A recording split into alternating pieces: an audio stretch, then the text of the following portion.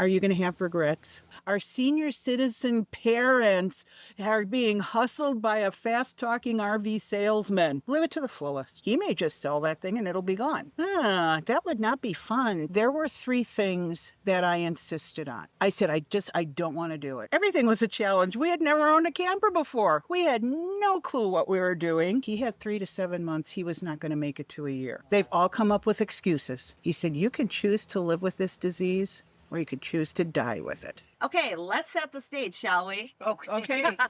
This is Mark and this is Mary. When did you guys first buy your very first camper? 2019. That would be 5 years ago. Yep. Can we talk ages? Absolutely. All right. How old are you guys? Mark? I'm 69. Young 69. And I'm 70. He's my toy boy. So that means that you were 64 and you were 65 when you bought your first camper. Yes. Did you guys have any hesitations about buying your very first camper at this stage in your life? No, none at all. None at all. Nope. How did you come about deciding to even think about buying a camper? Well, it's kind of an interesting story. Mark had been diagnosed with cancer. He had surgery, and while he was in the hospital, we were visiting with friends, and there was a program on TV that talked about South Dakota and all of this. And everybody in that room, including Mark, who was laying in bed, said, we should do that sometime. Well, that's as far as that seemed to go. Well, then after that, he had chemo, and his first round of chemo went well. His second round of chemo literally kicked his. That's the easiest way I can say it. Well, as he was coming out of that, our cousin and her husband were camping, and she knew what was going on with Mark. So she called and she goes, it's a beautiful day. Why don't you bring Mark out, get some sunshine, get some fresh air? And so we decided that's what we were going to do.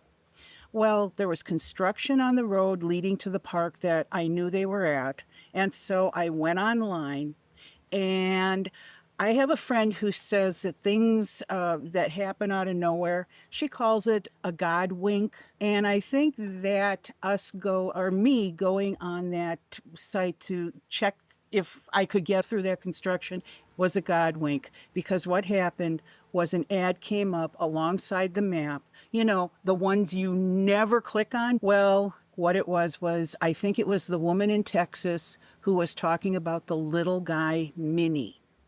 And they give you the tour. So I went through, looked at the tour. I said, Mark, look at this. Isn't this cute? And then he said, well, click on that Max. So he clicked on the Max, and it was one of those things where this is cute.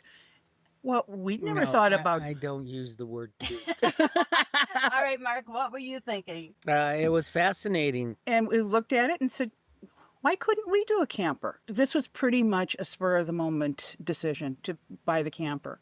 And after we saw it, we decided that, let's find one of these. Well, back then, good luck finding one. We live in the greater Milwaukee area, and the one that we found was at a small ma-and-pa RV place in Madison. And so we went to see it, walked in, and it was over. It was just, that was it. This is the camper we saw, and we decided, this is for us. But of course, you can't just go and buy a camper. Not the first one you see. Right. It's kind of like a Christmas tree. You can't buy the first Christmas tree. You got to find at least, through about 10 or 12 before you pick that one. Well, what we did was we went and looked at other campers, but we kept coming back, and we kept coming back. At that point, I was on Facebook, because there was a little guy Facebook page even back then. And suddenly I started seeing all of these people going, I want a little guy Max and I can't find one. And I started seeing the prices going up and up and up and up. Well, we knew where there was one. Actually, it was in their showroom. So it wasn't even in the outdoors. And we knew that he had held his price on it. And so I said, Mark, we need to make this decision.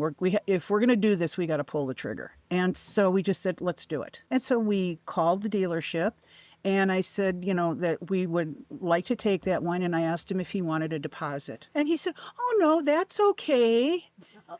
I said, well, we'll come and pick it up. And we had set up a date. Here's the irony. We didn't even have a tow vehicle. Oh, my goodness. Our son, who had a truck, ended up going to pick it up. Now, as I'm watching Facebook, it was getting even hotter and hotter and hotter. And I thought, if somebody walks into that showroom faster than we do, even though we've got, a reservation with him, he may just sell that thing and it'll be gone. And so I was calling on the road because we got caught in traffic. I said, oh, we're going to be about an hour late. Oh, that's fine. So we got there and it was there. We did the deal. I actually wrote this man a check. And then I looked at him and I said, are you trusting me with, that this, do you want to call the bank or something to verify this check is good? And he goes, no, you guys look like you're honest. And he said, you don't look like you're going to do grand theft. And then he also said, he said, people who are likely to do some kind of a fraud or something illegal, they're not going to call you from the road 3 times and say, we're on our way. And so we got there, we hooked it up to our son's truck, and off we went. And our first camping trip was with a group of friends for August 25th, which was our wedding anniversary. I think, what was that, 35 years? Our 35th wedding anniversary? Something like that. So we celebrated our anniversary in our new little guy. So when you had that first night and your first camping experience, was it what you thought it was going to be like? Were there any challenges that you had? Everything was a challenge. We had never owned a camper before. We had no clue what we were doing. We read all the books and everything else, but, fortunately, Mark, well, he was a jet engine mechanic, so he's mechanical, so he could figure things out. But we just took our time with stuff. But tell me, were you guys retired at this time or not? Not. We were not retired at this time. Originally, Mark's cancer, he had clear margins. We thought we were home free.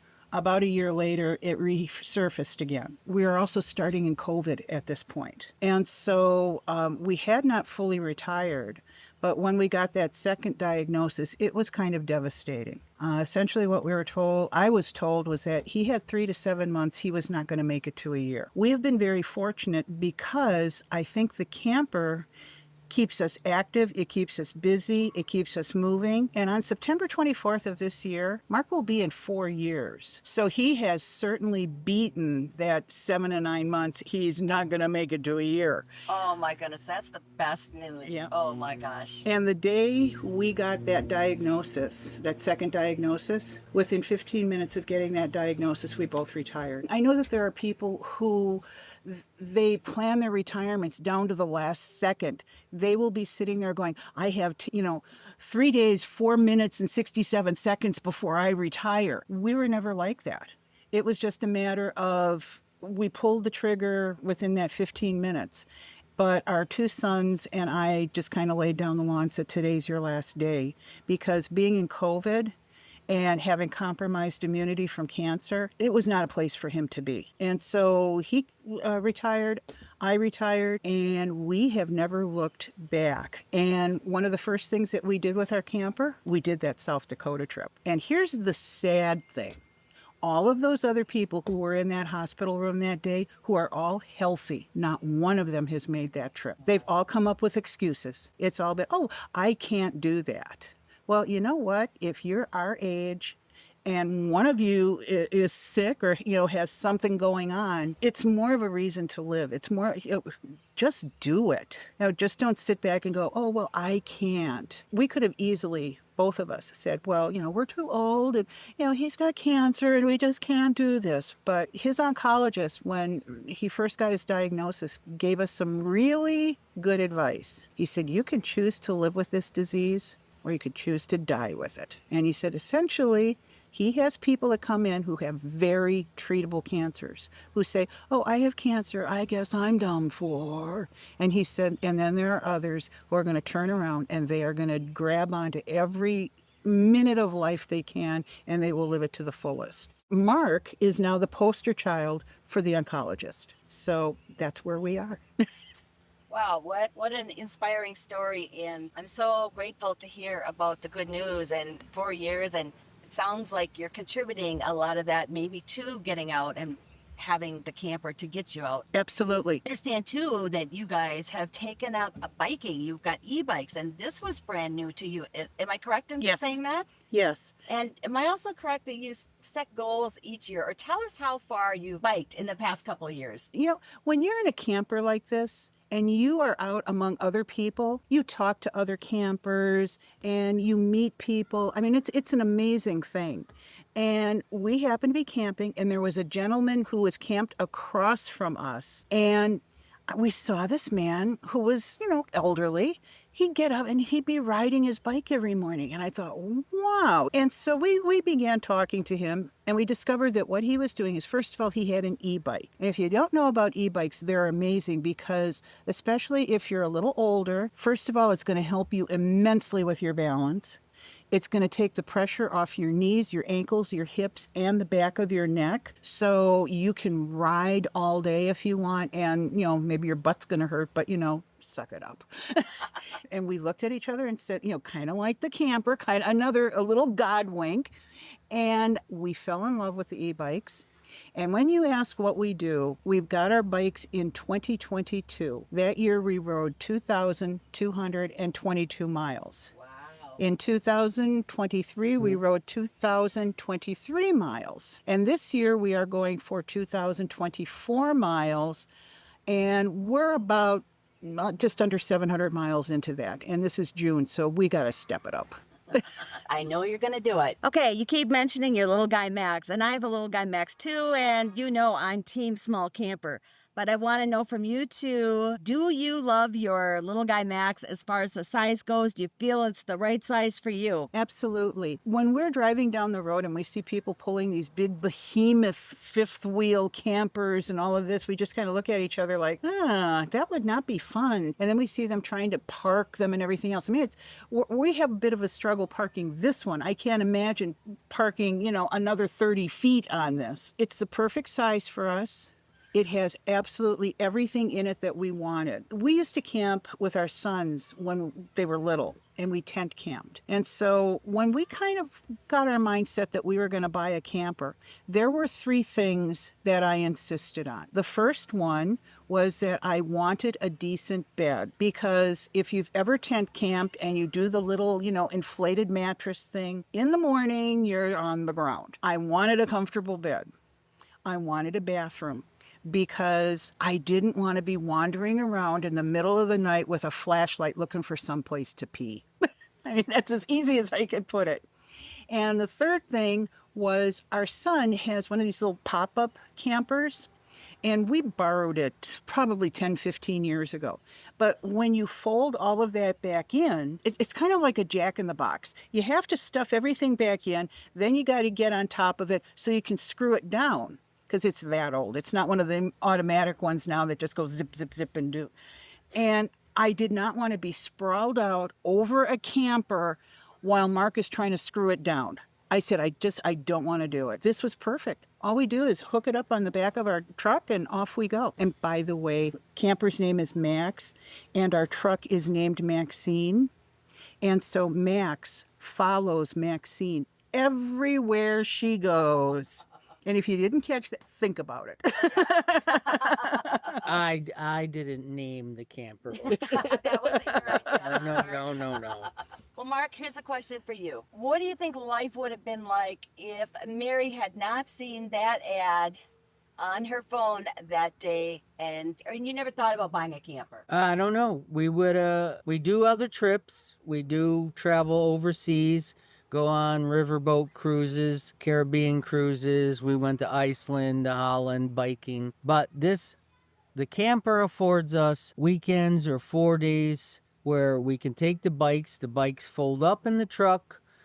So we normally camp by a bike trail, and then we ride the trail and come back, and we can put the bikes away and go home. Other than that, I don't know what we would have been doing. It's probably hard to imagine what life would have been like, because this is your life, and you made the plunge and went forward. Okay, I've got another question for each one of you.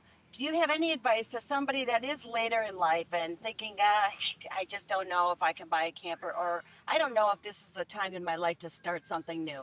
What advice, Mark, would you tell us first, then Mary, would you give somebody in that situation? Well, I think you have to decide what you'd like to do, and then you need to do it. You can always plan out if you're going to get a camper, research campers. There's a wealth of knowledge on the internet, websites, Randy's, Yep. tutorials we watch every week. You can find a way to do it.